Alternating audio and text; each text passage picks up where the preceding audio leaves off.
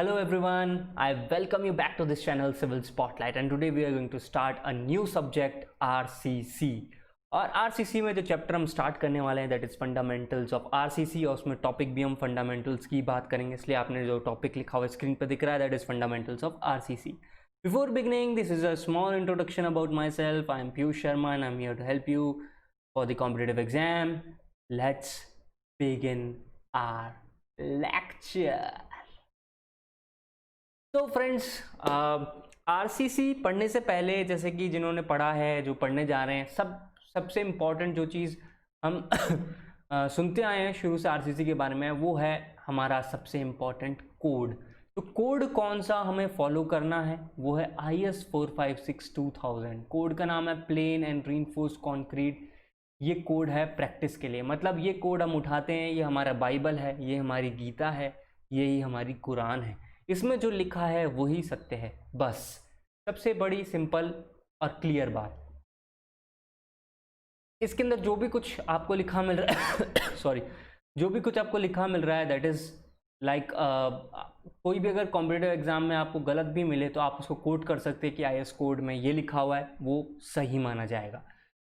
तो अपने साथ ये कोड ज़रूर रखें, अगर पढ़ रहे हैं तो आप चाहें तो मार्क कर सकते हैं, बट एक बेटर वे ऑफ लर्निंग जो है वो रहेगा आप वीडियो को पॉज कर करके जो चीज़ मैंने हाईलाइट की है एटलीस्ट वो लिख लें। अगर आप पूरी चीज़ नहीं मार्क कर सकते, अगर आपके हाथ में कोड है तो कोड उठा लें। इसलिए मैंने कोड में देखो जब मैंने पिक्स यूज़ किए हैं तो मैंने सोचा कि मैं बेटर रहेगा कि इंस्टेड ऑफ राइटिंग मैं पिक यूज़ करूँ, उसमें हाईलाइट कर दूँ। इस तरीके से आप अपने कोड के अंदर जो इम्पोर्टेंट क्लॉजेज हैं उनको भी मार्क कर सकते हैं। तो लेट्स बिगिन।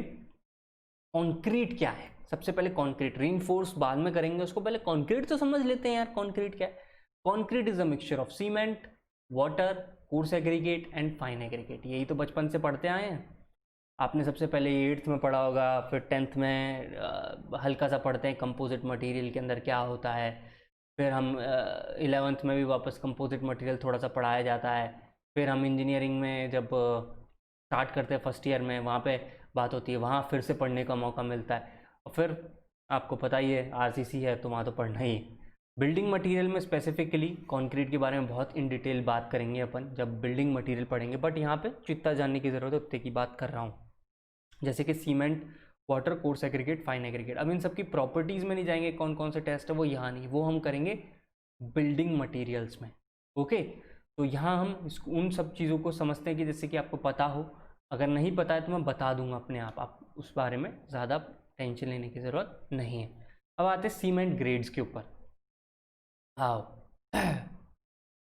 सीमेंट के कौन कौन से ग्रेड्स अवेलेबल है, मैं मतलब क्या मैं आपको बता देता हूँ कैसे मैं फॉलो अप कर रहा हूँ। मैं एक चीज़ उठाऊंगा उसके बारे में, जैसे मैंने बताया सीमेंट है, वाटर है, coarse aggregate, fine aggregate.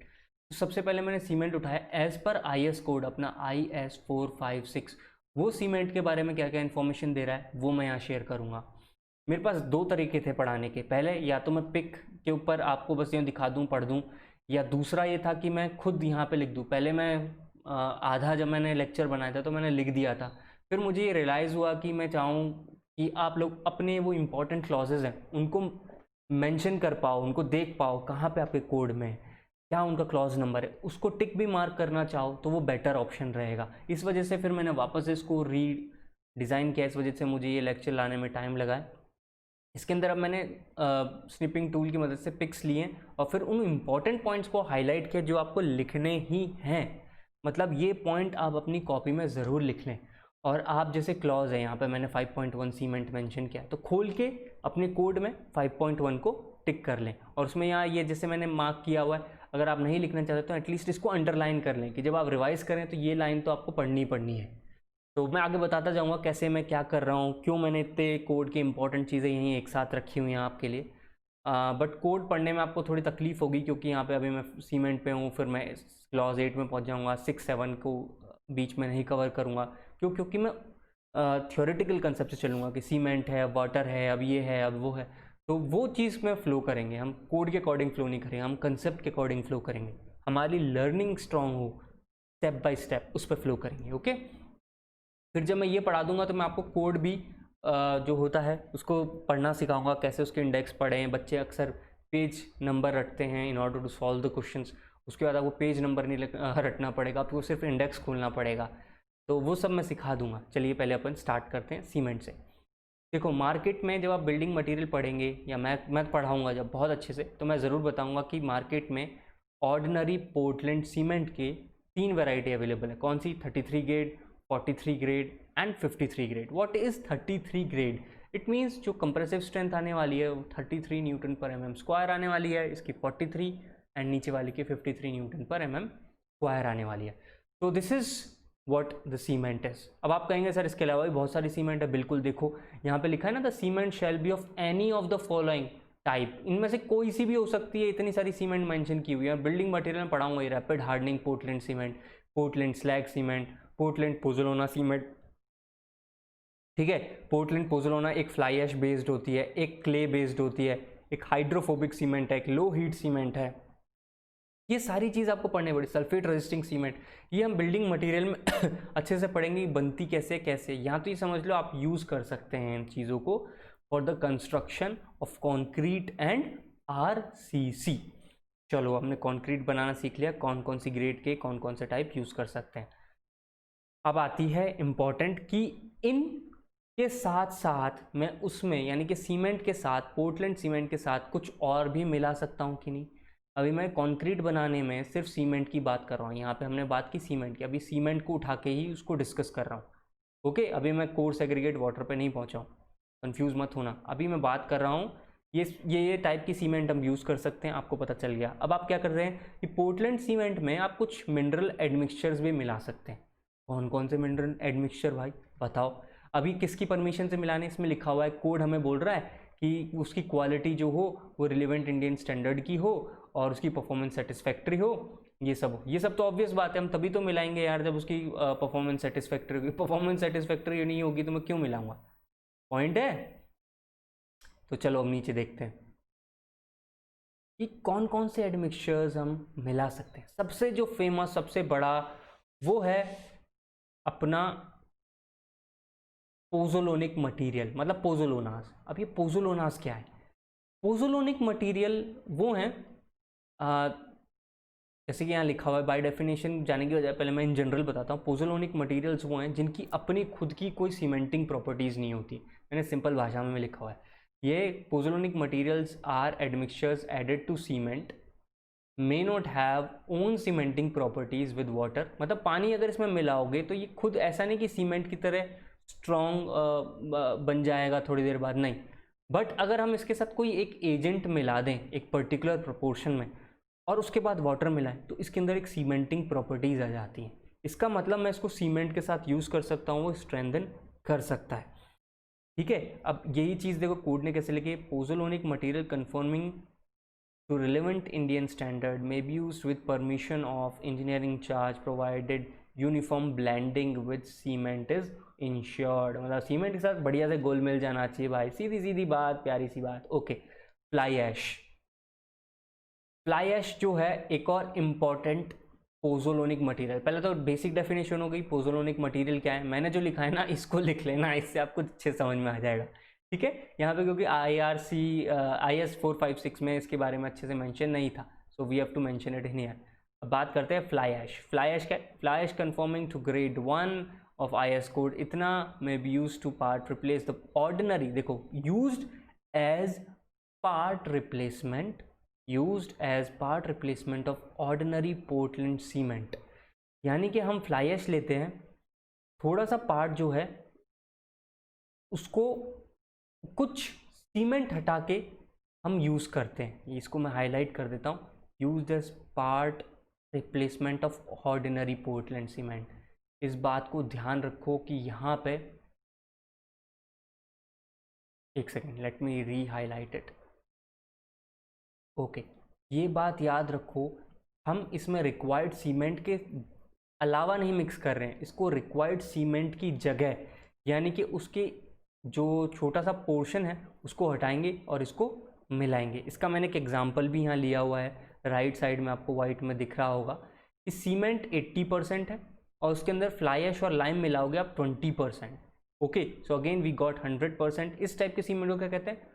पोज़ोलोनिक Portland cement, PPC आपने सुना होगा, बहुत बार यूज़ होता है। और आजकल तो गवर्नमेंट ने कंफर्म कर दिया कि पीपीसी यूज़ करें। क्यों? क्योंकि देखो अपने पास कोल पावर प्लांट है, उससे निकलता है फ्लाई ऐश। फ्लाई ऐश को यहाँ वहाँ कहीं भी नहीं डाल सकते, इन्वायरमेंट फ्रेंडली नहीं है।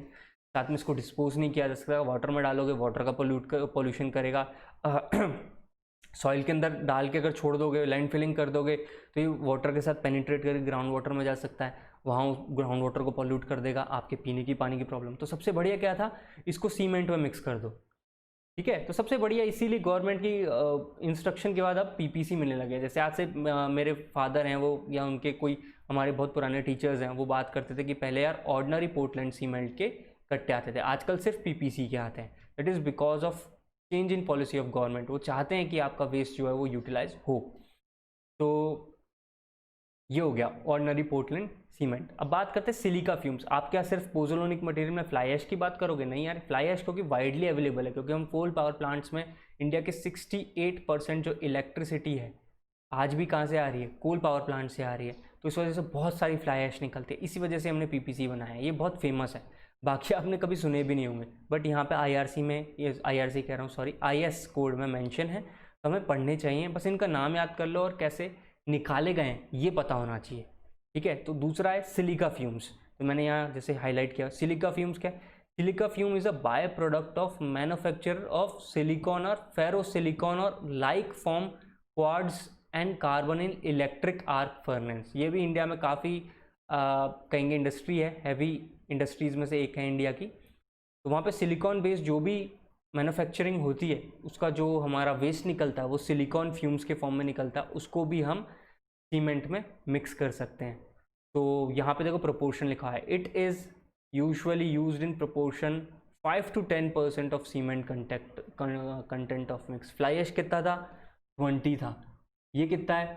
5 to 10% है। तो मैं यहाँ लिख भी देता हूँ और आप भी लिख लेना, 5 to 10% ऑफ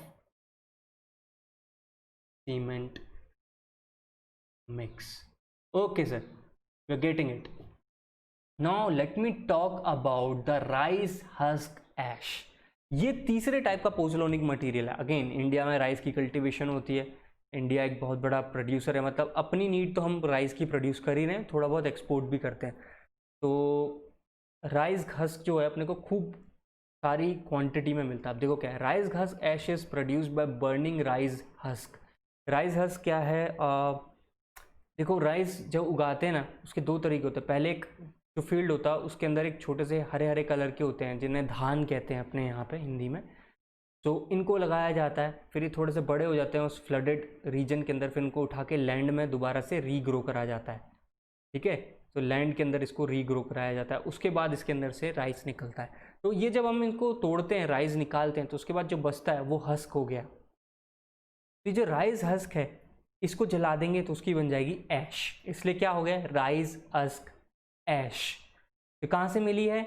ये मिल गई है भाई बर्निंग ऑफ राइस हस्क से। इसमें क्या है, इसको क्यों यूज़ कर पा रहे हैं? क्योंकि इसके अंदर लार्ज अमाउंट ऑफ सिलिका है। समझ में आ रही बात? अभी मैंने सिलिकॉन वाले मैन्युफैक्चरिंग प्लांट का वेस्ट में बताया सिलिका ज़्यादा था, उसको यूज़ कर लिया। तो इसमें भी सिलिका ज़्यादा है, तो गवर्नमेंट ने बोला भाई इसको भी यूज़ कर लो, क्या दिक्कत है।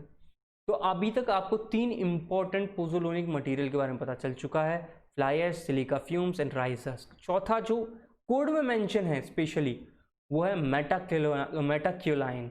अब आप बोलेंगे सर ये क्या चीज़ है, ये क्या भला है? देखो अगर सॉइल मैकेनिक्स पढ़ाऊंगा जब अच्छे से आपको पता चलेगा आयलोनाइट, ये इलाइट और ये इस वाले मिनरल के बारे में। बट फॉर नाउ आप समझ सकते हैं कि metakaolin is obtained by calcination. Mark that word, calcination, okay, यानी कि burning in the presence of air of pure और refined kaolinitic clay. Kaolinitic clay को कैल्सिनाइज कर देंगे, that is in the presence of air. Air आएगी अच्छे से तो हमें मिलेगा मेटाक्योलाइन, और metakaolin can be added in certain portion with the cement. तो आप कम से कम नाम याद कर लो। फ्लाई ऐश के बारे में पूछ लेते हैं तो 20% तक का आप बता देना, 15 to 20%, बाकी 5 to 10% फॉर सिलिका फ्यूम्स। अब हम बात करते हैं एक और जो है वो है फर्नेस स्लैग। एक और टाइप का आपको मिल जाएगा फर्नेस स्लैग। फर्नेस स्लैग क्या करते हैं अपन, जब भी कुछ बर्न वगैरह करते हैं ना यार फर्नेसेस के अंदर, तो उसके साइड में क्या है, थोड़ा सा पोर्शन जो है चिपक सा जाता है वेस्टेज के फॉर्म में, उसको अपन जब फर्नेस ठंडी जाती है उसे निकाल लेते हैं और बाद में से मिक्स कर सकते हैं। तो ground granulated blast furnace slag, ये कैसे करना है, they are obtained by grinding granulated blast furnace slag. जो मैंने कहा, जो फर्नेस है उसके साइड से निकालेंगे फिर इसको ग्रिंड कर देंगे। तो ये 4-5 इंपॉर्टेंट चीज़ें एटलीस्ट आपको मार्क करनी है। मैंने एक भी क्वेश्चन नहीं देखा कि इससे ज़्यादा डेप्थ में पूछा हो, इसलिए मैंने सोचा कि पहले इस तरीके से आपको थोड़ा फेमिलराइज कराऊँ कंसेप्ट्स के, कि आपके सारे ऑब्जेक्टिव न्यूमेरिकल्स या कहूँ क्वेश्चंस होने चाहिए सारे टाइप के कॉम्पिटिटिव एग्जाम के। इसलिए मैं इंपॉर्टेंटली यहाँ जो हाईलाइट कर रहा हूँ उनको ज़रूर लिख लो, मैं उन्हीं को पढ़ रहा हूँ।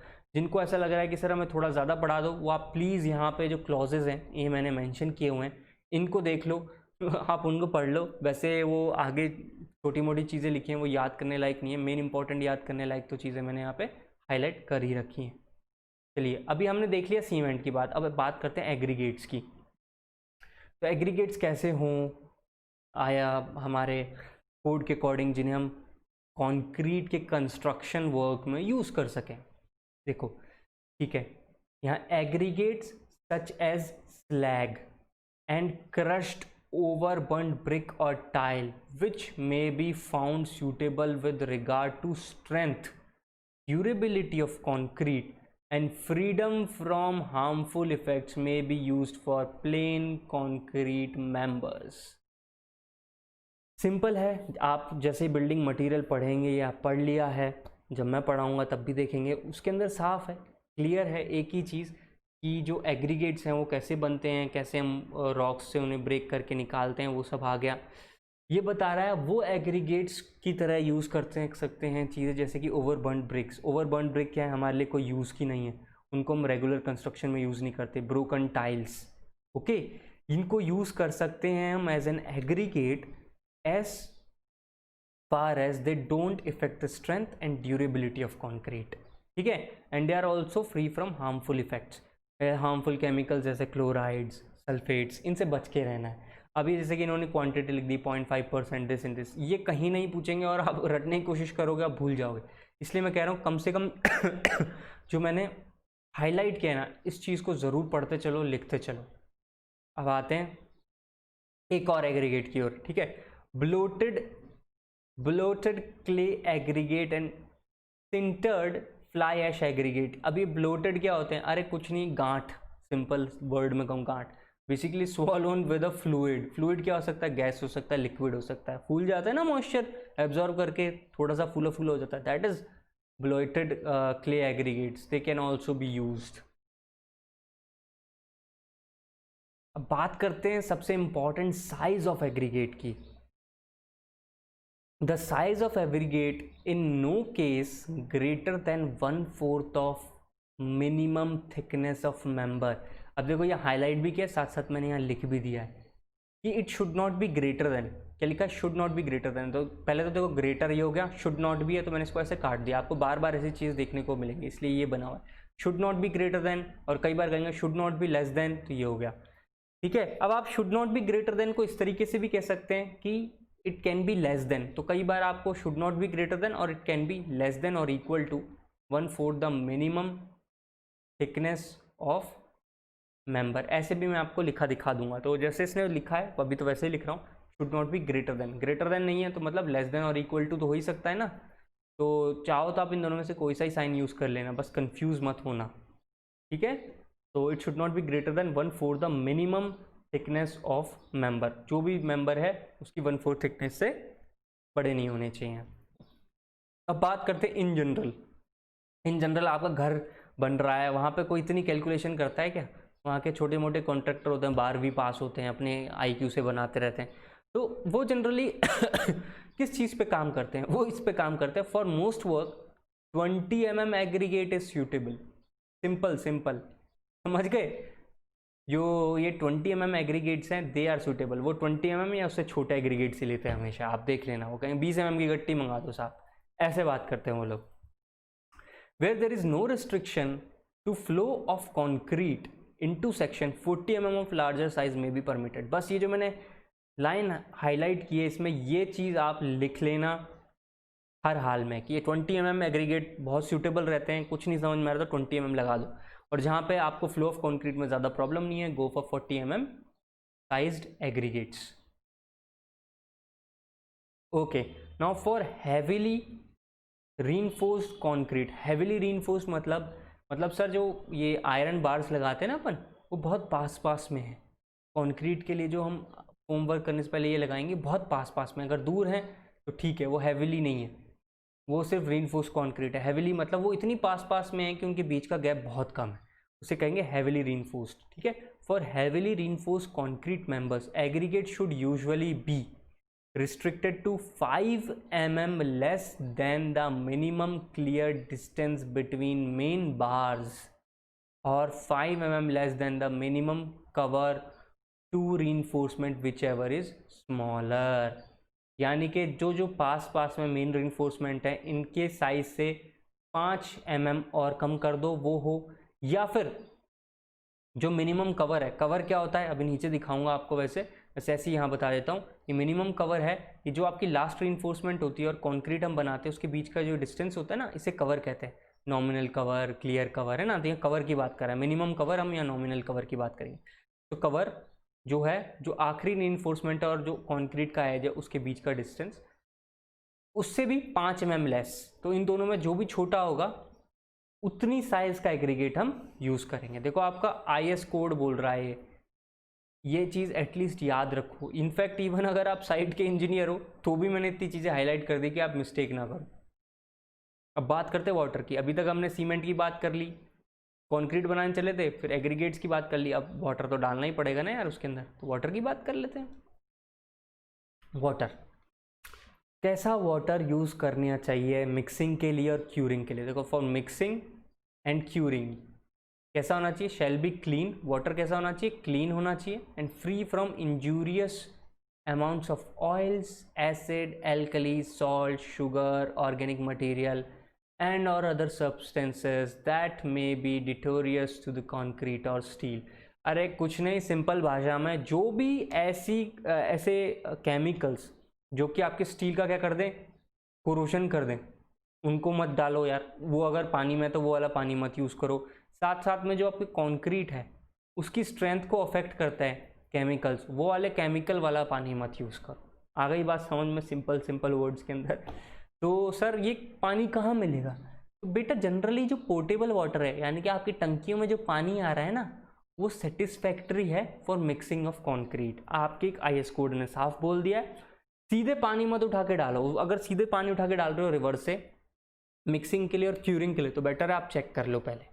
बट जो हमारे घरों में टंकियों में पानी आता है that is sufficient for mixing and curing. और अब ऑब्वियसली पानी कैसा हो तो उसकी कुछ यहाँ पे इन्होंने ये केमिकल टेस्ट दिए हैं, ये सब अपन ने यार उसमें किए हुए हैं, 11th-12th में किए हुए हैं। याद होगा अगर आपको पता करना हो उसके एसिड होता कि नहीं, 6 pH से कम ना हो जाए तो उसके लिए याद करो 0.02 नॉर्मेलिटी OH ऐड करते थे। वही वाला एक्सपेरिमेंट है यहाँ लिख दिया है, इसको आप पढ़ना चाहो तो पढ़ लो, हो सकता है ऐसे क्वेश्चन आ जाए। आज तक देखा नहीं मैंने छोटा मोटा आसपास का क्वेश्चन, बट मैं यहाँ पे हमेशा ऐसी चीज़ छोड़ रहा हूँ कि आप पढ़ते चलो, मेन इंपॉर्टेंट पॉइंट में मार्क करते चल रहा हूँ। ये भी वैसे ही है, इंपॉर्टेंट चीज़ें इतना मेरे को इंपॉर्टेंट नहीं लगा, बट मेरे को लगा ये वर्दी है कि आप अगर देख रहे हैं तो एक बार पढ़ सकते हैं इसको। सिर्फ एक बार पढ़ भी लोगे तो भी आपको कोई ऐसे कोई इंपॉर्टेंट पॉइंट मिले तो मार्क कर लेना, लिख लेना। बट सबसे इंपॉर्टेंट पॉइंट जो है वो है pH ऑफ वाटर, इस पर क्वेश्चन मिल जाता है। ये जो pH है वाटर का वो कितने से कम नहीं होना चाहिए, it should not be less then 6। pH 6 से छोटा नहीं होना चाहिए। 6 से छोटा होते क्या हो जाता है, उसे हम कहते हैं वीक एसिड। आपको याद होगा ऐसे हम बनाते थे 6 से 4, फिर 4 से छोटा, फिर 2 से छोटा। ऐसे जो वीक और वेरी वीक एसिड्स हैं वो 6 से ऊपर होते हैं, तो अपन को 6 से ऊपर वाला pH वाला पानी ही रखना है। चलो सर आपने बात कर ली रिवर वाटर की, अब सी वाटर की बात करें। सी वाटर में क्या है, बहुत सारे सॉल्ट्स होते हैं यार। सबसे बड़ी समस्या ये है, अगर सॉल्ट्स हैं तो उनकी जो मिक्सिंग है ना सॉल्ट्स की, वो आपके कंक्रीट और रीइंफोर्समेंट के साथ होके उनकी जो ड्यूरेबिलिटी है उसको बिगाड़ सकती है। इसलिए साफ साफ देखो, मैंने यहाँ पहले ब्लू से मार्क किया, फिर येलो से मार्क कर दिया कि ब्लू के बीच में आपको येलो से साफ बता रहा है नॉट रिकमेंडेड। सी का पानी साफ साफ लिखा है कंक्रीट की क्यूरिंग या मिक्सिंग के लिए रिकमेंडेड नहीं है।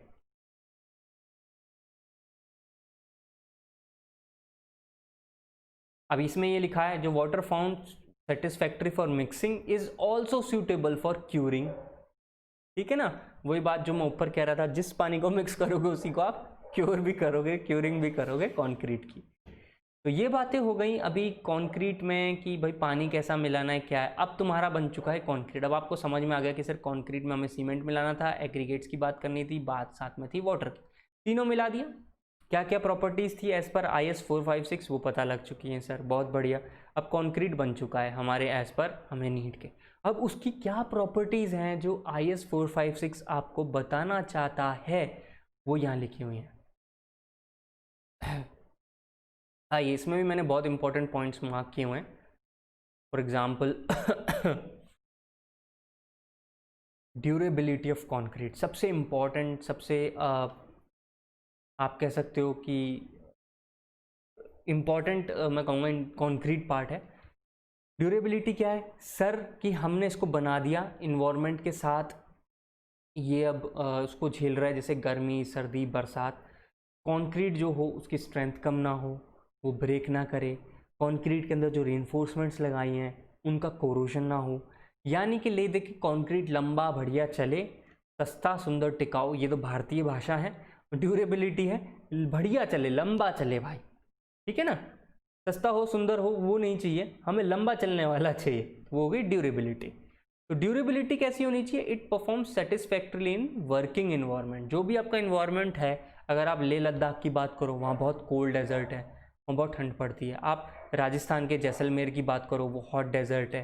लेकिन आप केरला की बात करो, वहाँ समझ लो 4 से 6 महीने प्रेसिपिटेशन ही होता रहता है। तो आपको अलग अलग नीड के अकॉर्डिंग, अलग अलग चीज़ों को देखते हुए, पैरामीटर्स को देखते हुए आपको कंक्रीट बनाना पड़ेगा। और वो कंक्रीट अपने वर्किंग इन्वायरमेंट में सेटिस्फैक्टरली, जो उसकी लाइफ आपने डिज़ाइन की उसमें वर्क करता है, then that concrete is durable. सीधी सीधी सी सिंपल बात। अच्छा, सबसे important sir, durability of concrete किस चीज़ पे बात करती है, आप ये बता दो। देखो यार, मैंने तुमको ये बोला, कुछ भी तुम ऊपर चीख रहे थे ना अपन की, सी का वाटर मत मिलाना, आड़ा टेढ़ा पानी मत मिलाना, केमिकल वाला नहीं मिलाना, ऐसा क्यों? देखो, अगर आपने मिला दिया तो होते हैं कंक्रीट के अंदर पोर्स, ठीक है सर। इन पोर्स से होता हुआ पानी पहुंच जाएगा कंक्रीट के अंदर, ठीक है भाई। अगर कंक्रीट के अंदर पानी पहुंच गया, उसके अंदर मिलेंगी रीइंफोर्समेंट, रीइंफोर्समेंट के साथ कर देगा रिएक्शन, हो जाएगा रीइंफोर्समेंट का कोरोजन। यानी कि सर, अगर अपन लेस पोरस कंक्रीट बना दें, है ना, तो वो बेटर रहेगा।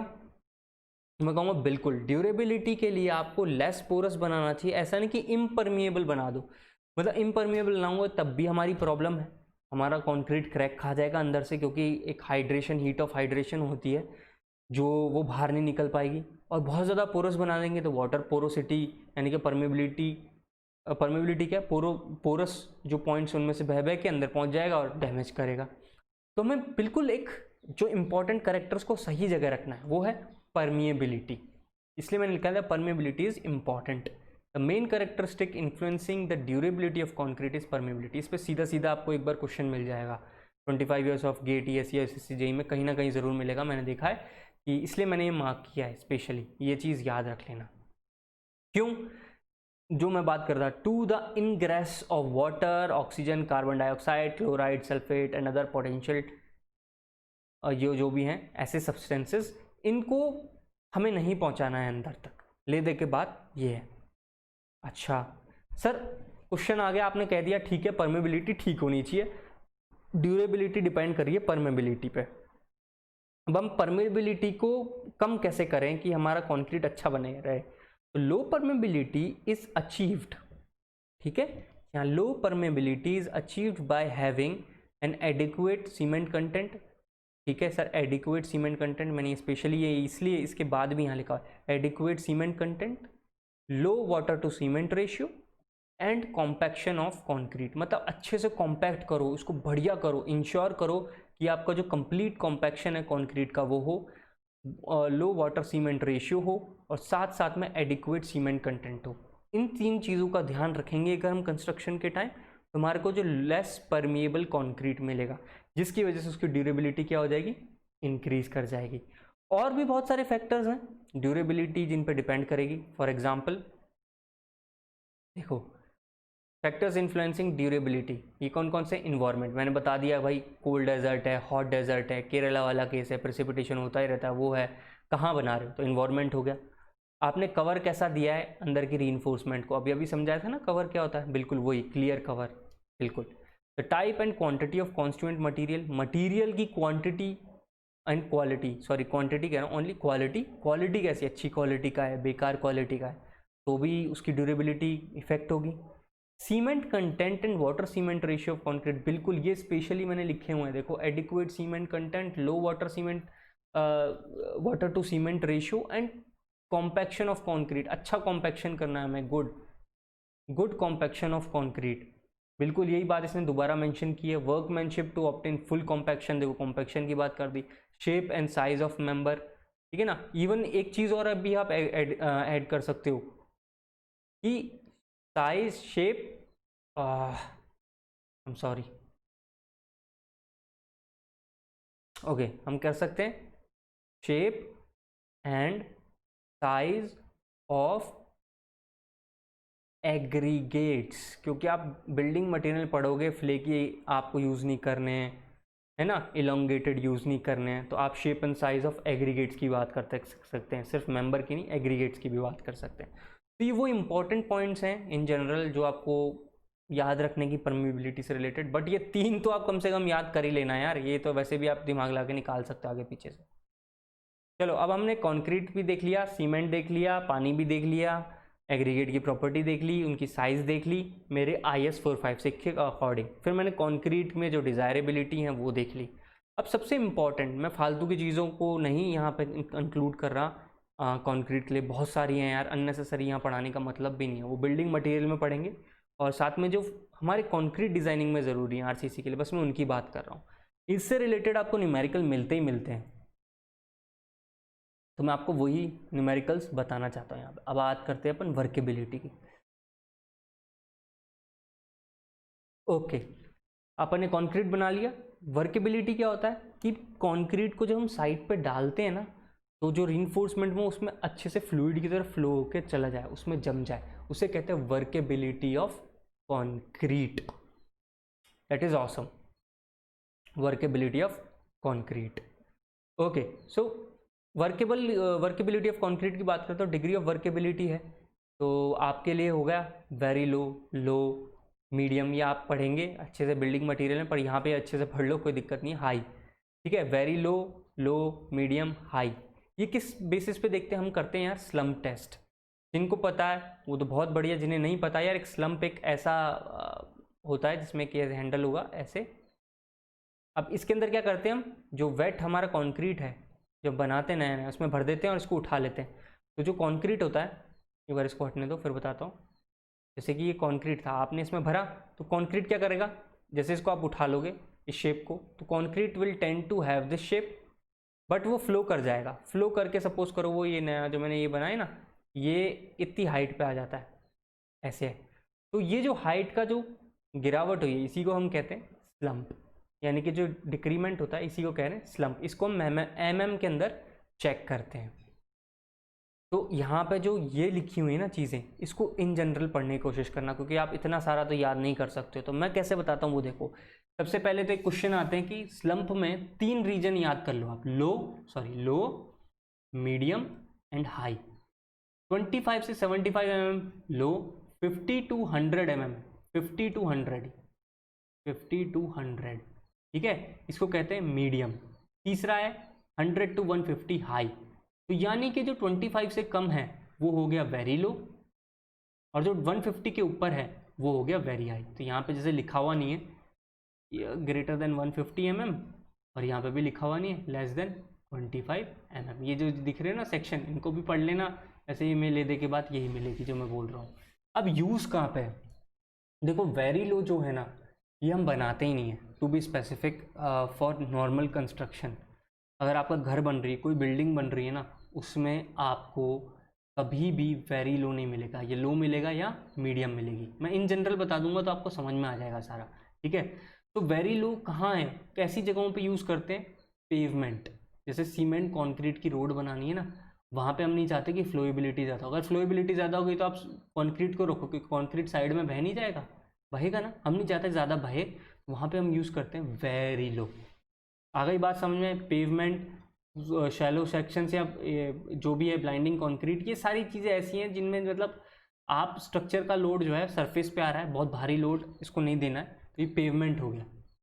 पेवमेंट में आपको यूज़ करना है वेरी लो। अभी मैंने आपसे क्या कहा कि सर जो घर का कंस्ट्रक्शन है, आपकी बड़ी बड़ी मल्टी स्टोरी बिल्डिंग है, उनको लो और मीडियम के अंदर ही रखा जाता है।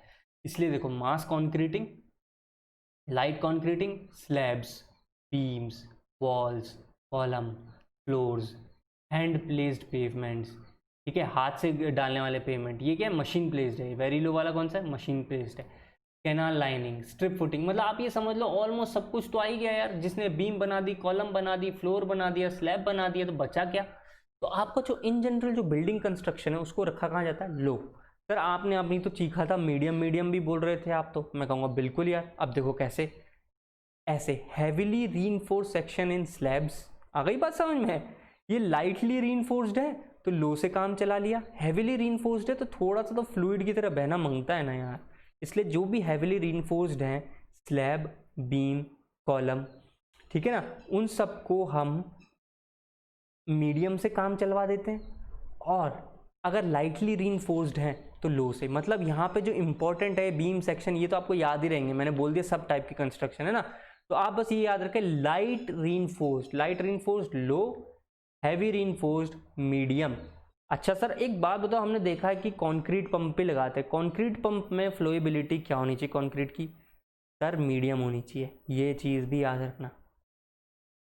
यानी कि जो पंप लगाते हो ना आप, कंक्रीट ताज़ा ताज़ा जब फ्लूइड की तरह बह रहा होता है, वो मतलब एक लिक्विड की तरह बह रहा होता है, तो उसकी फ्लोएबिलिटी कैसी होनी चाहिए? मीडियम। तो सर ये हाई कहाँ यूज़ होती है? हाई यूज़ होता है ट्रेंच फिल में।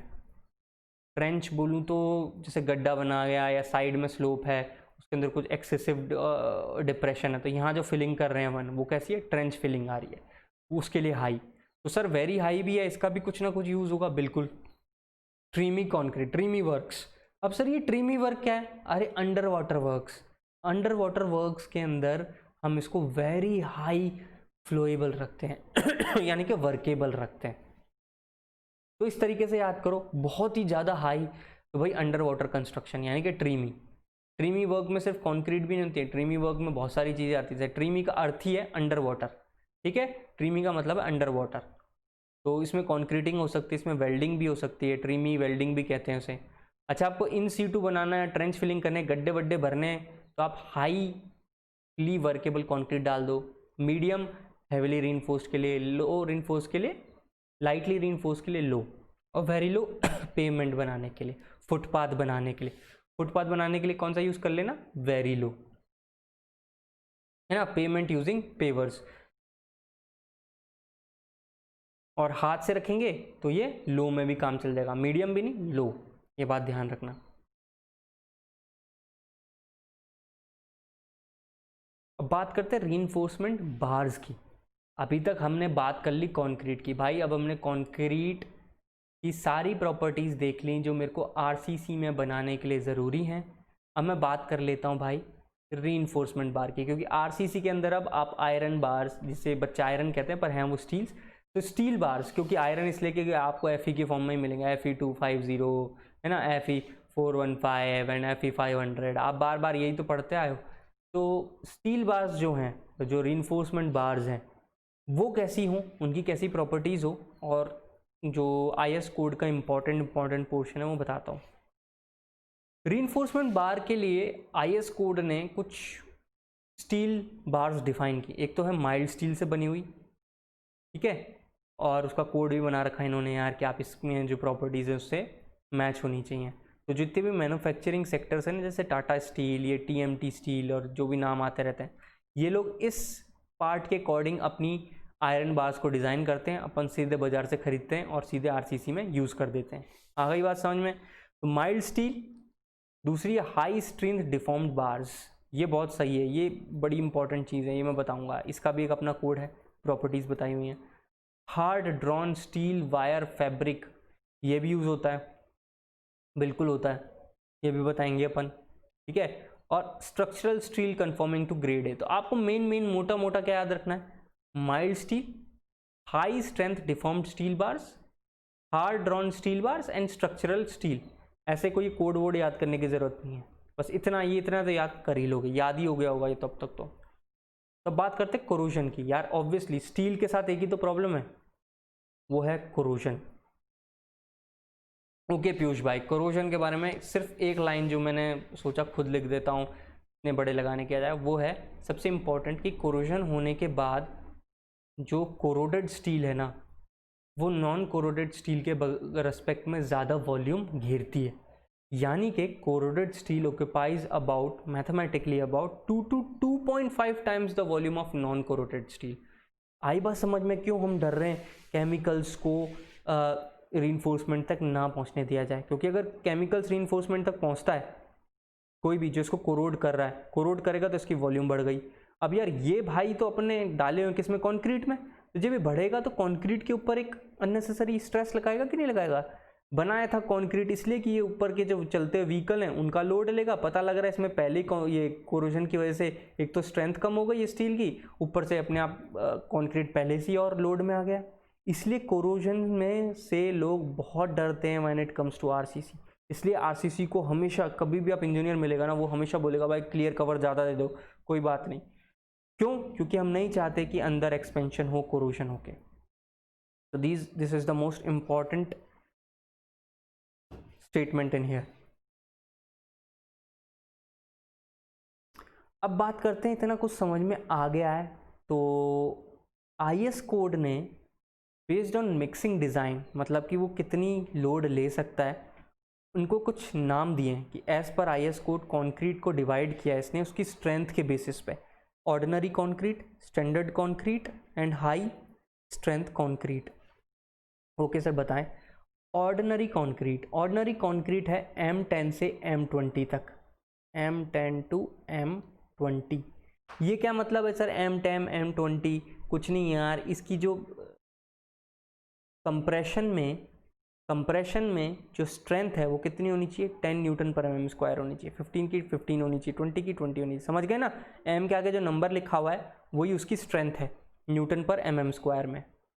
इसे कहते हैं कैरेक्टरिस्टिक कंप्रेसिव स्ट्रेंथ। अभी कैरेक्टरिस्टिक कंप्रेसिव स्ट्रेंथ को इन डिटेल में नीचे बताऊंगा, तो पहले तो ये देख लें कि क्या ग्रुप बनाएं। इस पर भी क्वेश्चन आते हैं यार, इस पर आते हैं कि M10 से M20 ऑर्डिनरी, M25 से M55 स्टैंडर्ड, और high strength concrete is M60 and above. और अगर आपको M80 के ऊपर जाना है तो M80 के M60 के भी ऊपर जाना है तो यहाँ एडमिक्सचर्स यूज करने पड़ते हैं, इनके बिना आप हाई स्ट्रेंथ अचीव नहीं कर सकते। ओके सर, तो ये तीन चीज़ें लिख लो अच्छे से कि M10 से M20, 25 से 55 and above 60, 60 and above is high strength concrete. अब ये जो आईएस कोड है ये बड़ा बड़ा लंबा चौड़ा कुछ कुछ बोलता है, तो मैंने सोचा वो लाइन में लिख देता हूँ एक एक, क्योंकि आप यहाँ से ये लिखना शुरू करें। आप मिनिमम ग्रेड ऑफ कंक्रीट जो हमारा आईएस कोड रिप्रेजेंट करता है, मतलब आपको M20 से नीचे किसी भी मेंबर की स्ट्रेंथ नहीं देनी है। M20 यानी कि 20 न्यूटन पर mm स्क्वायर मिनिमम कोई भी कंक्रीट का स्ट्रक्चर बनाओगे इतनी तो देनी ही पड़ेगी, भले से उसको 1 न्यूटन पर mm स्क्वायर ही झेलना हो, पर आप कितने का बनाओगे? एज पर कोड हमारे माई बाप, हमारे ग्रंथ ने क्या बोल दिया? 20, तो हम 20 बोलेंगे, ठीक है। सी कंस्ट्रक्शन में, यानी कि सी के आसपास जब कंस्ट्रक्ट कर रहे हो तो मिनिमम ग्रेड ऑफ कंक्रीट कितनी रखनी है? M30। इस बात को बच्चों अच्छे से रट लेना, इसी पे क्वेश्चन मिल रहे हैं बार बार रिपीटेटिव फॉर्म में। M20 नॉर्मल कहीं भी कंस्ट्रक्शन करो, और सी कोस्ट पे कंस्ट्रक्शन करते हो, मतलब सी कोस्ट के आसपास यानी कि सी लेवल के आसपास है ना, तो वहाँ पे कितनी रखनी है मिनिमम? M30। समझ गए बात को? अब बात करते हैं ये M क्या है सर, ये 20 क्या है, कैरेक्टरिस्टिक स्ट्रेंथ क्या है, इसका मैथमेटिकल मीनिंग क्या है, आइए उसे देखते हैं।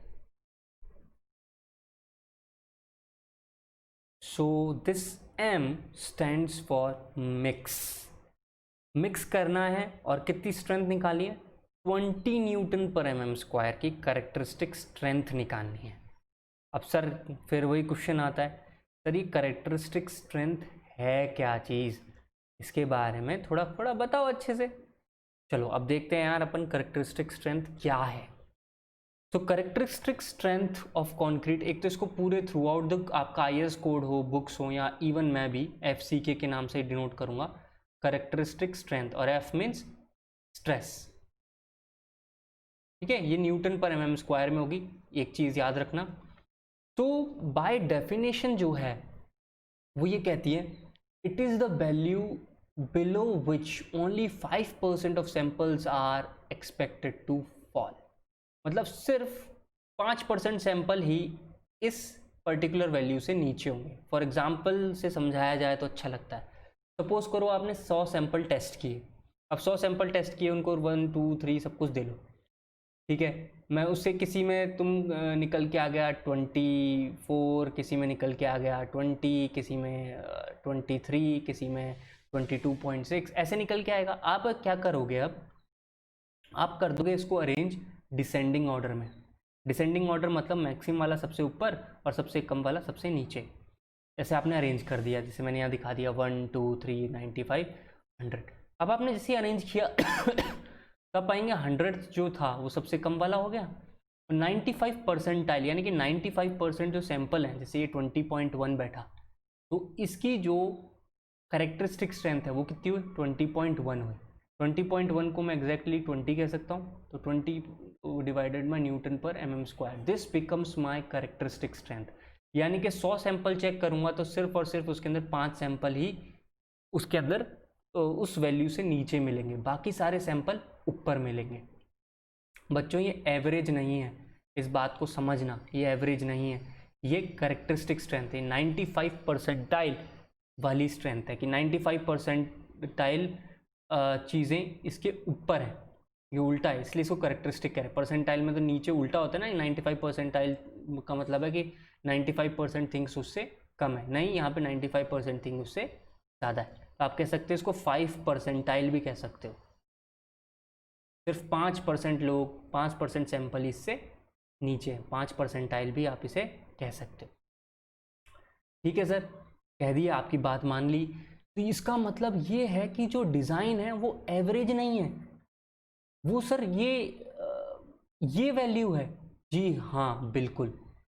और इसको कहाँ से उठाया, इसको उठाया है आपके प्रोबेबिलिटी की नॉर्मल डिस्ट्रीब्यूशन कर्व से। देखो मैं याद दिलाता हूँ थोड़ा थोड़ा, कुछ नॉर्मल डिस्ट्रीब्यूशन सब अपन पढ़ते हैं फर्स्ट ईयर में इंजीनियरिंग के, या थोड़ी जब जेई की प्रिपरेशन कर रहे होते तो ऐसा ही कुछ होता है उसका कर्व, ठीक है। और जो 95% एरिया है वो हो गया क्या, आपका 95% कवर कर चुका है, तो सिर्फ 2.5% इधर और 2.5% इधर रह जाता है। वो वाले हमने वैल्यूज़ छोड़ दिए हैं, आप ग्राफिकली समझना चाहो तो। अब जो बेसिक याद होगा, नॉर्मल प्रोबेबिलिटी कर्व एक होता है फ्रीक्वेंसी वर्सेस यहाँ पे एफ, यानी कि न्यूटन पर mm स्क्वायर का मैंने कर्व बनाया हुआ है। तो कर्व का शेप कुछ ऐसा है। तो इसमें जो मीन है, मीन तो ये रहा, जो सबसे ज़्यादा नंबर ऑफ सैंपल्स होंगे उसको डिनोट कर रहा हूँ मैं FM से। और FC के मैंने बताया कि सिर्फ 5% सैंपल इससे पीछे हैं, तो देखो सिर्फ 5% सैंपल जो है मिनिमम से मैक्सिमम में यहाँ आ गए, बाकी जो 95% सैंपल देखो पूरा की पूरा कवर कर लेंगे। ओके सर, तो इनका कोई मैथमेटिकल रिलेशन वो याद करना आपको बहुत ज़रूरी है, वो है FM is equals to FCK plus 1.64 sigma. अब ये क्या क्या कर दिया सर, FM तो है मीन यानी कि एवरेज स्ट्रेंथ, ओके, यानी कि जो तुमने 100 सैंपल फोड़े ना, इसके एक तो करेक्टरिस्टिक स्ट्रेंथ निकालोगे, ये 5% वाले से वैल्यू जो है जस्ट ऊपर, और एक इनका मीन निकालोगे, मीन को म्यू से डिनोट करते हैं, इनका मीन आएगा एक अलग, वो अलग है। तो mean is equals to this characteristic strength plus 1.64 sigma. What is sigma? Sigma is standard deviation, that is under root of variance. ये सब यार वही अपने स्टैटिस्टिक्स की जो बातें हैं वही हैं, बट आपको ये क्वेश्चन हर हाल में याद रखनी है, बाय हार्ट कर लो, इससे रिलेटेड न्यूमेरिकल्स आ जाते हैं। अब कुछ इंपॉर्टेंट चीज़, सर ये स्टैंडर्ड डेविएशन आपने लगा दिया, इसकी क्या क्या वैल्यूज़ होनी चाहिए? ये तो आपको निकालना है, मीन आप निकाल दोगे एज पर गिवन इन्फॉर्मेशन, ये चीज़ तो बता दो। तो बेटा इसका है ना निकला निकला है, आपको याद करना है। तो ये देखो M10 से M15 जो स्टैंडर्ड डेविएशन है वो 3.5 न्यूटन पर mm स्क्वायर है, M20 से M25 इट इज़ 4 न्यूटन पर mm स्क्वायर, M30 से M50 इट इज़ 5 न्यूटन पर mm स्क्वायर। ओके क्लियर बात। ये 3 चीज़ तो याद कर ही सकते हो यार, कई बार नहीं देते हैं तो तुक्का मार लेना। मैं तो देखो ऐसा करता हूँ कि बहुत सारी इन्फॉर्मेशन जब याद करने को जाते हैं तो लिमिटेड। M20 मैंने कहा था कि IRC कह रहा हूँ अगेन, IS कोड ने हमको साफ साफ बोला है कि भाई आप M20 से नीचे तो यूज़ करोगे ही नहीं। मैंने कहा ठीक है सर नहीं कर रहा, तो M20 का मैंने याद कर लिया 4 के जस्ट नीचे 3.5, 4 के जस्ट ऊपर है 5, बस ऐसे मैं याद करता हूँ। तो M20 4 से थोड़ा कम 3.5, 4 से ज़्यादा 5, ठीक है। अब बात करते हैं क्वालिटी कंट्रोल की, क्योंकि हमने ये देखा आप सैंपल फोड़ रहे हो, आपको अपन ने कोड ने बोल दिया कि भाई तू तो है ना M20 का बना, तुझे कैसे पता चलेगा M20 का है? साइट पे वर्क चल रहा है कंस्ट्रक्शन का, आप वहाँ एज एन ऑफिसर या एज वो गए इंजीनियर, साइट इंजीनियर गए, और आप क्या करेंगे, जो हमारा कोड बोलता है, मैंने उसको सिंपल से सिंपल लैंग्वेज में यहाँ लिख के आपको समझाया हुआ है। हमारा कोड बोलता है आप 4 कॉन्जिक्यूटिव यानी कि एक के बाद एक नॉन ओवरलैपिंग टेस्ट रिजल्ट उठाएंगे, यानी कि उसको बोलेंगे चल तू एक काम कर, तू तो 10 तोड़, तू तो 10 वो बना सैंपल क्यूब्स बना, मैं इसको ऑन द स्पॉट यहीं ब्रेक करके चेक करवाऊंगा। आपने बनवा लिया, आपकी जो मशीन थी वो कहीं और थी, वहाँ ले गए, वहाँ चेक करवा लिया उसको। आप कॉन्जिक्यूटिवली उसको ब्रेक करवाएंगे, तो 4 कॉन्जिक्यूटिव नॉन ओवरलैपिंग टेस्ट, उस 10 में से भी अब 4, आप 5 भी करवा सकते हैं, वैसे 4 भी करवा सकते हैं, बट फ़ायदा रहता है कि यार 10 करा लो 20 करा लो, लोग ऐसे अपने हिसाब से काम करते हैं। बट कोड क्या कहता है, 4 कॉन्जिक्यूटिव यानी कि एक के बाद एक नॉन ओवरलैपिंग टेस्ट रिजल्ट है, उनको उठाना है और उनका ले लेना है मीन। करेक्ट, क्या लेना है, मीन लेंगे तो वो हो गया FM, आपको निकालना है FCK। अपन ने जो याद की थी वो क्या है कि 1.64 सिग्मा, बट यहाँ पे क्योंकि आप कहाँ पे कर रहे हो, साइट पे कर रहे हो, और आप 100 सैंपल नहीं फोड़ सकते, आप सिर्फ 4 की बात कर रहे हो, इसलिए इन्होंने फॉर्मूले में चेंज करके इसको कर दिया 1.64 डिवाइडेड बाय 2, जो 1.64 है डिवाइडेड बाय 2 सिग्मा। आ गई बात समझ में? या तो ये, नहीं तो FCK + 3 न्यूटन पर mm square, which ever is greater, वो क्या हो जाएगा हमारा, मीन हो जाएगा इन दोनों में से। इसका एक एग्जांपल देता हूँ, देखो यार दिखाता हूँ मैं आपको, एग्जांपल दिखाता हूँ। देखो M30 है, M30 है तो उसका FCK कितना हुआ 30, M30 का मतलब ही अपने आप में करेक्टरिस्टिक स्ट्रेंथ है, यानी कि सिर्फ 5% वैल्यूज़ इस वैल्यू से कम रही होगी। सब समझ में आ गया, ठीक है सर। 30 मेरे को अचीव करनी है, 30 मेरे को फाइनली अचीव करनी है, और मुझे कैसे पता चले कि जो साइट पे कंस्ट्रक्शन करवा रहा है कॉन्ट्रैक्टर ये सही कर रहा है कि नहीं कर रहा, तो इस फॉर्मूले को यूज़ करूँगा मैं, इसलिए मैंने यहाँ पे 4 का मीन निकलवाया। ठीक है, तो मैंने उठाया, मैंने देख लिया 1.64 divided by 2 is 0.825 into sigma. M30 है, M30 का सिग्मा बताया था अभी कितना 5.0 बताया था ना आपको, दिस इज 5.0 यार। तो इसको सॉल्व कर दोगे, आई गॉट 34। ठीक है, FM की बात कर लो अगेन, मीन की हमें कितना चाहिए 30 अचीव करना है, और मिनिमम हम 3 तो जोड़ के रहेंगे, तो आई गॉट 33। तो मीन जो आना चाहिए इन दोनों का वो आना चाहिए 34, तो आई विल टेक 34। ठीक है सर, ये तरीका हो गया मीन निकालने का, कि आपका मीन जो है वो 34 से आसपास आना चाहिए। अब मैं वो 4 उठाऊंगा, उनको ब्रेक करूंगा और उनका एवरेज देखूंगा, और उनका एवरेज अगर 34 से ज़्यादा आया तो मैं बोल दूंगा ओके है, और अगर 34 से कम आया तो बोलूँगा नहीं, नॉट ओके, मैं आपके बिल को पास नहीं करूँगा, आप कंक्रीट को दोबारा से बनाओ। आई बात समझ में कि कैसे काम होता है? अब अपन बात करते हैं कि इसके अंदर भी जो आपने निकाला है इसमें भी इंडिविजुअल वेरिएशन जो है 15% से ज़्यादा नहीं होना चाहिए। ये वाला साइन कौन सा है, ग्रेटर देन, और उस पर काट दिया था, मतलब क्या हो गया, नॉट ग्रेटर देन। तो can not be greater then 15%। अब ये क्या चीज़ है, ये क्या बला लगा दिया सर आपने, देखो ये आप वेलकम टू आरसीसी, यहाँ कोड की माया चलती है, इन्होंने बहुत सारे एक्सपेरिमेंट्स किए हैं, उन सबको एक साथ क्लब कर दिया, एक साथ चीज़ें चलेंगी। अब ये क्या चीज़ है, इसको मैं नीचे एक और न्यूमेरिकल में समझाता हूँ। तो उससे पहले आप ये चीज़ याद कर लीजिए, आप क्या करेंगे, आपको अचीव करनी थी 30, आपने डाला फॉर्मूले में सब कुछ, आपको पता लग गया तो 34 लूँगा या 33 लूँगा, ज़्यादा कौन सा है, 34। अब आपने 4 कॉन्जिक्यूटिव कंक्रीट के ब्लॉक्स लिए जो नॉन ओवरलैपिंग है, इनको सबको टेस्ट करवाया और इनका क्या ले लिया, एवरेज। समझ गए, एवरेज। क्योंकि देखो एफसीके निकालने के लिए मैं 4 में से एफसीके नहीं निकाल सकता, इसलिए मैं उसको एवरेज के तरीके से काम करता हूँ। मैं निकालूंगा एवरेज, और एवरेज किससे ज़्यादा आना चाहिए, मेरा 34 से ज़्यादा आना चाहिए। आई बात समझ में।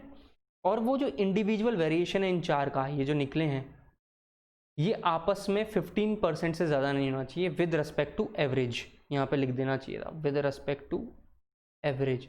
ये जो एवरेज निकालोगे ना इन चारों का, उसका वेरिएशन हर एक के साथ 15% से कम होना चाहिए, नहीं तो हम डिस्कार्ड कर देंगे पूरे की, ये कॉन्क्रीट मिक्स ही बेकार है। अच्छा दिखाओ भाई कैसे, आप कैसे करते हो सर, थोड़ा मतलब हमको समझाओ। तो देखो लैब में टेस्टिंग और फील्ड में टेस्टिंग अलग अलग होती है। अभी मैं पहले लैब की टेस्ट की बात कर रहा हूँ, वो फील्ड टेस्ट थी, लैब टेस्ट में आते हैं। लैब टेस्ट में हम बहुत सारे बनाने हैं। एफसाइड मेरे को सैंपल बनाना है से M22 का, इसका मतलब FCK जो है वो कितना होना चाहिए, 22 चाहिए मेरे को। ठीक है सर, तो इसका मीनिंग क्या है, आप क्या करेंगे, सैंपल्स बनाएंगे और बहुत सारे सैंपल बनाएंगे। आपको मैंने कहा ऊपर 100 सैंपल बनाने को, तभी तो आप उसमें से 95% जो वाला पोर्शन है उसको निकाल पाएंगे, या सिर्फ 5% उस FCK के नीचे जाएगा। ठीक है, और ये जो एक सैंपल है, ये एक सैंपल की वैल्यू कैसे निकलती है, ये 3 स्पेसिमेन बनाओगे, उनको टेस्ट करोगे, उनका एवरेज लोगे, तो वो एक सैंपल की वैल्यू बनती है। आ रहा है मजा सुनने में, कितनी मेहनत लगती है, समझ में आ रहा है हाँ ये करना पड़ता है, मिनिमम हमारा कोड बोलता है आप एक सैंपल के लिए, यानी कि एक सैंपल क्या है, एवरेज लेना है 3 सैंपल का, वो एक सैंपल की वैल्यू हुई, फिर वो ऐसे करके अगले और 3 लोगे, फिर वो दूसरे सैंपल के, फिर तीसरे के, तो ऐसे करके इनका जो 95 परसेंटाइल वाला जो आएगा वो आपका FCK बनेगा। सॉरी अगर I am saying 95 percentile, it should be 5 percentile. 5 percentile जो आएगा that would be my FCK। और जो इंडिविजुअल वेरिएशन है अगेन वो 15% ऑफ एवरेज से कम होनी चाहिए, can not be greater then. अब सर ये समझा दो, ये थोड़ा है ना, ये इंडिविजुअल वेरिएशन थोड़ा एक एग्जांपल देके समझा दो। तो मैंने सोचा एक एग्जांपल भी देते हैं। सपोज करो आपने जैसे निकालने गए, एक क्यूब को ब्रेक करा 32, ये अगले को ब्रेक किया 36, अगले को ब्रेक किया 37, तो इन तीनों का एवरेज कितना है 35। तो ये जो 32 है ये 35 से कितना वेरी कर रहा है, तो 32 माइनस 35 डिवाइड बाई 35 इंटू 100। इसी तरीके से परसेंटेज वेरिएशन निकालोगे, इसका है 8.87। ठीक है, 36 माइनस 35 डिवाइडेड बाई 35 इंटू 100 2.86। और इसी तरह 37 35 से कितनी दूरी परसेंटेज वेरिएशन है 5.71। सारे के सारे 15% के अंदर हैं कि नहीं है, बिल्कुल हैं सर। तो क्या बन गया, ओके सैंपल बन गया है। आई बात समझ में। तो अगर आप ये लैब टेस्ट में भी कंफ्यूज हो रहे हो क्या हो रहा है, अगर कुछ देर के लिए नहीं समझना चाहते तो कम से कम ये वाला जो है ना, ये वाला रट लो अच्छे से। ये FM is equals to FCK plus 1.62 sigma, ये नॉर्मल है। ठीक है, और FM is equals to FCK plus 1.64, I am sorry 1.62 बोल गया गलती से, it is 1.64 FCK plus 1.64 divided by 2 into sigma for field. Field testing के लिए हम ये फॉर्मूला यूज़ करेंगे, लैब टेस्टिंग के लिए दूसरा वाला 1.64 वाला। और वेरिएशन, इंडिविजुअल वेरिएशन किससे कम होना चाहिए, 15% से कम होना चाहिए। आ गई बात समझ में। अब आती है सर, आप ये ब्रेक कैसे करते हो, मतलब कैसे निकालते हो FCK, हम क्या करें हम, मतलब मैंने कहा इंडिविजुअल क्यूब बनाओ, ठीक है, उसको ब्रेक कर दो। उसको ब्रेक किस में करें, उसको ब्रेक करते यूनिवर्सल कंप्रेशन टेस्टिंग मशीन में। यूनिवर्सल कंप्रेशन टेस्टिंग मशीन में हर एक क्यूब को ब्रेक करते हैं, जिस पॉइंट पर वो ब्रेक होती है वो उस सैंपल की कह सकते हो कि ब्रेक करने की स्ट्रेंथ आ जाती है। उन स्ट्रेंथ को फिर मैथमेटिकली हम कंप्यूट करते हैं डेटा एनालिटिक डेटा डाल के, ठीक है। So FCK is found through universal compression machine, वैसे कंप्रेशन टेस्टिंग मशीन बोलोगे तो बेटर है, universal compression testing machine. It is it's the strength found through the compression test on cubes. It is strength क्या लिख दिया है, the strength found through compression test on cube of 15 by 15 by 15 centimetre cube. यानी कि आप एक cube बनाते हो 15 by 15 by 15 का और उसको टेस्ट करते हो यूनिवर्सल कंप्रेशन टेस्टिंग मशीन में। जो वैल्यू आती है वो बहुत सारी वैल्यूज़ लिखते हो, बहुत सारे सैंपल्स तोड़ते हो, वो बहुत सारे सैंपल्स जब आप तोड़ लेते हो तो उसमें से जो सिर्फ 5% ही फेल करेंगे, उससे वो वाली वैल्यू को आप कैरेक्टरिस्टिक स्ट्रेंथ कहते हो। आ गई बात समझ में? तो ये जो है मैं आपको जितना पढ़ा रहा हूँ अभी कॉन्क्रीट के अंदर, ये बिल्कुल टू द पॉइंट पढ़ाने की कोशिश कर रहा हूँ कि आपको ज़्यादा ना पड़े। तो अभी 1 घंटा ओवर हो चुका है, तो इसका जो पार्ट 2 है ये हम नेक्स्ट लेक्चर में देखते हैं। Till then I request you guys keep revising things and I request you guys again to subscribe this channel and please share it with your friends. If you have any query, please mention in the comment section below. God bless you. God bless you guys. Keep studying, keep revising. That is the only way you can achieve a good rank in any competitive exam in India. Okay, bye bye.